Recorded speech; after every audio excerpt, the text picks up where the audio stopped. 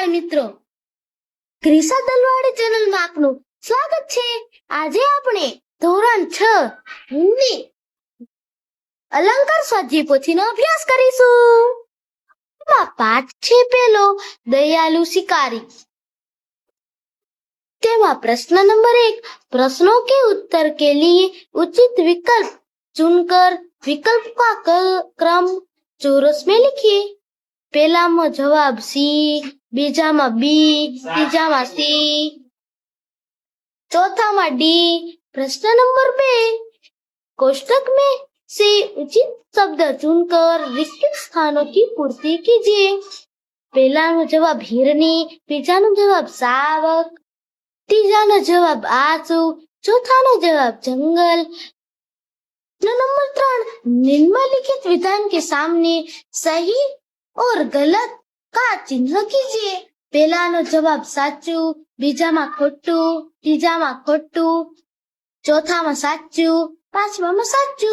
प्रश्न नंबर 4, निम्नलिखित शब्दों के समानार्थी शब्द लिखिए। पहला में वन, बीजा में चिकित्सक, बीजा में आखेट तक, चौथा में पेड़, पांचवा में दृश्य, छठा में चिकित्सालय। प्रश्न नंबर 5, निम्नलिखित शब्दों के विरुद्धार्थी शब्द लिखिए। पहला में अहिंसा, बीजा में बददुआ, तीजा में श्राप, चौथा में अपमान, पांचवा में दुख, छठा में प्रेम।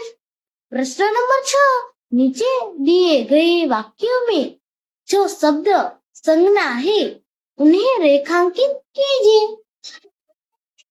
पहला में अंबाजी नीचे લીટી, बीजा में गुलाब नीचे લીટી અને पसंद नीचे લીટી, तीजा में बिल्ली नीचे લીટી, चौथा में हिमालय नीचे લીટી।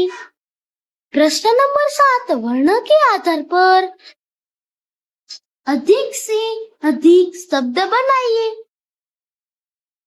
पहला में मिर्च, मनुष्य, मंत्र, ममता, महेंद्र, मानस, बीजा में भेंट, भूत, ममरा, भैंस, भूकंप, पिंडी, तीजा में पोपट, लाल, प्यारी लाल, पतंग, पशु, पक्षी, चौथा में टमाटर, टोपी, ट्रेन, टपाली, टिकाऊ, टुकड़ी।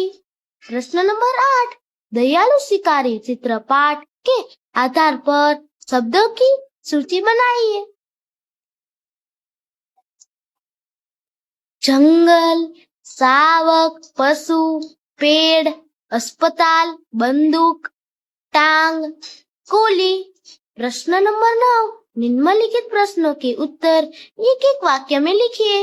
पहला में हमने, घोड़ा, हाथी, कुत्ता, बंदर, बिल्ली, गधा, बकरी, भैंस, गाय आदि जैसे कई पशुओं को देखा है। बीजा में जंगल में शेर, चीता, भालू, लोमड़ी, गेंडा, हाथी, बंदर, खरगोश आदि जानवर देखने को मिलते हैं। तीजा में शिकारी ने हिरनी और छोटे शावक को देखा। प्रश्न नंबर 10, निम्नलिखित प्रश्नों के उत्तर 2-3 वाक्यों में लिखिए। पहला में हिरनी के समीप जाकर शिकारी ने देखा कि गोली लगने के कारण हिरनी घायल है और उसके साथ उसका शावक है। बीजा में शिकारी हिरनी को इलाज करने के लिए उसे अस्पताल ले गया। तीजा में शिकारी ने हिरनी के प्रति दया दिखाई क्योंकि उसे तड़पते देखकर शिकारी को बहुत दुख हुआ।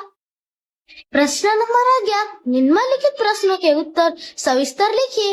पहला में दयालु शिकारी की जगह हम होते तो मैं हिरनी के ऊपर गोली ही नहीं चलाता। प्रकल्प कार्य, नीचे दिए गए चित्र के आधार पर कहानी लिखिए। एक कौवा था, उसे भूख लगी थी। वह भोजन की खोज में इधर उधर घूम रहा था। घूमते घूमते उसे कहीं से एक रोटी मिल गई। कौवा वह रोटी लेकर जंगल में चला गया।